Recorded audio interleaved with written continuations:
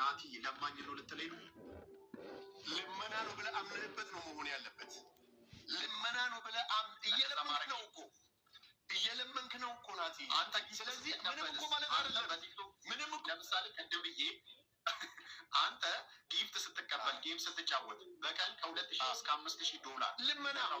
ልመና ትክክለኛ ልመና ነው። እሱ ምንም ጥያቄ የለውም። እባካችሁ ኦፍ ኮርስ እንዴ በደንብ ነው ማምነው። ይሄንንማ የዛሬ 2-3 አመት በቀን 2-3 ዶላር ለምኛ አግኝቻለሁ። በደንብ ነው ማምነው። ይሄንን በደንብ ልመና ነው። ባይሆን አንድ ነገር ልንገርህ። አንተ እኔን ዛሬ ኢንተርቪው እንደምታረገኝ እርግጠኛ ስትሆን ኦር ደግሞ ሰምበዲን ኢንተርቪው እንደምታረግ እርግጠኛ ስትሆን በዚህ ሰዓት ሎክ እኔ ጋር 32,000 ሰው የኔና ያንተን ወሬ ሰምቶ ወጥቷል። አንተ ጋር ስንት ሰው ነው ሰምቶ የወጣው? 56,000 ሰው። አስበው 80 ምናምን ሺህ ሰው የኔና ያንተን ኢንተርቪው በዚህ አንድ ሰዓት ሰምቷል ማለት ነው። ለ80,000 ሰው ማስታወቂያ የመስራት አቅሙ አለ አንተ ማለት ነው። ስለዚህ ምንድነው የምታረገው? መንሱርን ኢንተርቪው ላደርግ ነው እኔ ስክሪንሾት አድርጌ ልክልሃለሁ። ያንተን ስክሪንሾት አድርገ ራሱን የቻለ ስራ እድል ነው። አካውንት አስቀምጠ ቴሌብር አስቀምጠ 5 ብር ለማኝ ከሚል ሰው ይሄንን ፕሮፋይል አድርገ ነገ ከሌላ ኢንተርቪው ላደርግ ነውና ማስታወቂያ ልስራላችሁ። ምንም እኮ ማለት አይደለም ይሄ ማስታወቂያ ኢት ሜክ ሴንስ። ከዛ 50,000 ብር 100,000 ብር 30,000 ብር whatever 200,000 ብር እርግጠኛ ሆኜ ነው የምነግርህ። ፖስት ከሚደረገው የበለጠ እዚህ ቦታ ላይ በየ15 ደቂቃው ስለሆነ ፕሮዳክት ብትናገር ፕሮሞሽኑ ቡም ያደርጋል። ከዛ በኋላ ደግሞ ሁለተኛው ኦፕሽን ደግሞ ልንገርህ፣ የምታመጣው ሰው ከሚሊዮን በላይ ፎሎወርስ ያለው ስለሆነ የዛን ድርጅት ፕሮሞሽን ፖስት ስታደርግ ሪፖስት እንደሚያደርግልህ ቃል አስገብተህ ኢንተርቪው ታደርገዋለህ። አንተም ሪፖስት አደረገልህ ማለት ሌሎቹም ሪፖርት አደረጉ ማለት ድርጅቱ ተዋወቀ። ሁለተኛ ነገር ደግሞ እዚሁ ላይ ትልቅ ፕሮሞሽን ሰራ ማለት ነው። እና እንደኔ አንተም ቴሌብር አዘጋጅተህ ከሆነ አካውንት አዘጋጅተህ ከሆነ ቢያንስ ምሳሌ ነው መንሱሬ ኮልድ አድርገው ምሳሌ ነው። ሀሳብን ላስጨርስ ነው ዝም ያልኩት። የኔ ጉዳይ ምሳሌ ነው ጋይስ፣ የኔ ጉዳይ ምሳሌ ነው እና ሀሳብን ላስጨርስ ብዬ ነው እና ምክርም መስማት ስላለብኝ ነው እንጂ የኔ ጉዳይ ምሳሌ ነው ጋይስ።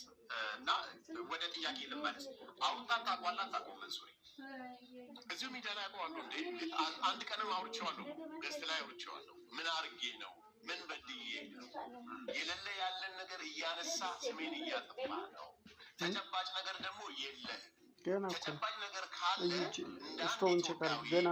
ለሚሊዮን ሰው ከምትዘራብኝ ለፌዴራል ፖሊስ 911 ደውለ ኦር ደግሞ በአካል ሂደ መንሱር ጀማል የተባለ ግለሰብ ይሄን ወንጀል ሰርቷል ብለ ለምን ለፖሊስ አትናገርም?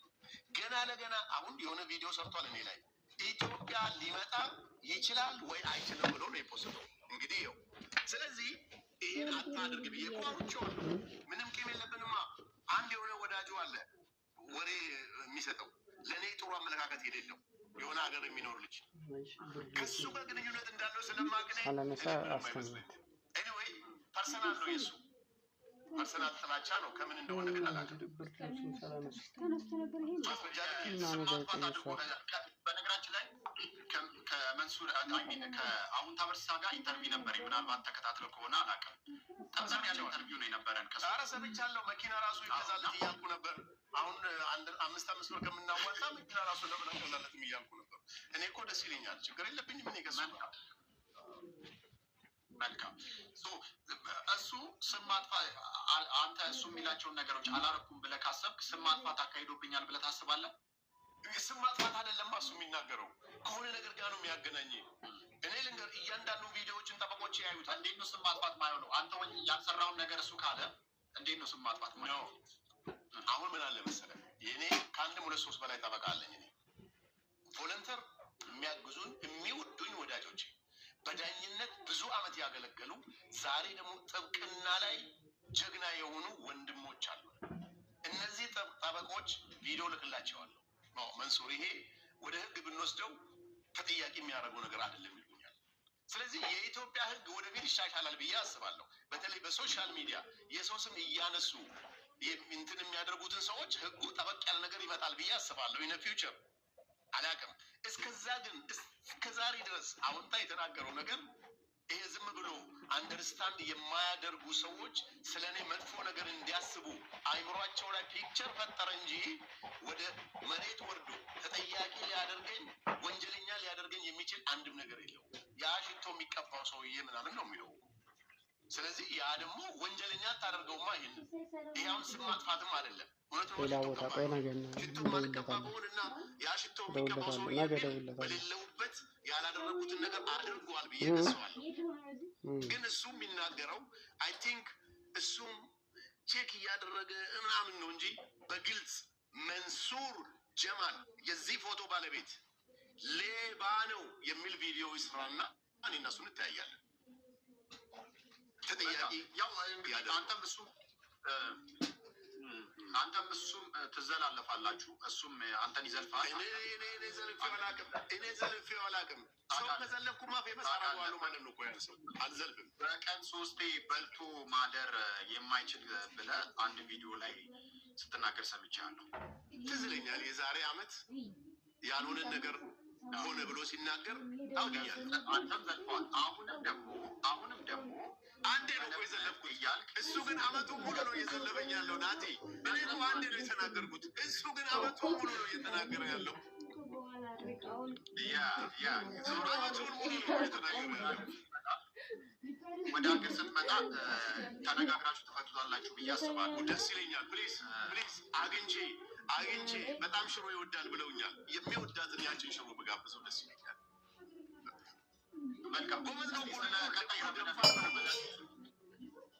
ደፋር ነው።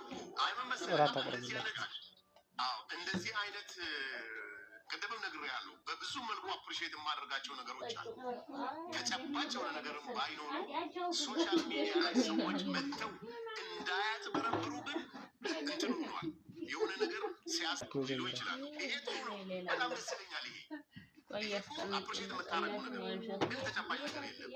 ፐርሰናል ጥላቻ ግን የሆነ የግል ጉዳይ ወይ የሆነ እምነትህን መጥላት ወይ ነገርህን መጥላት ወይ የምታራምደውን ነገር መጥላት ወይ ፐርሰናሊ ደግሞ ጸዳ ያለ ሰው ላይወድ ይችላል። አላውቅም። አንድ ቀን ገናገናኝ ፍታኝ በለው በእናትህ ፍታኝ በለው። አቤት እኔ ጋ ያለ ኮሜንት አሽሙር ነው ሽሮ አሽሙር ነው ይላሉ። ኧረ አይደለም። ኧረ እኔ ሽሙር አልተናገርኩም። ለማንኛውም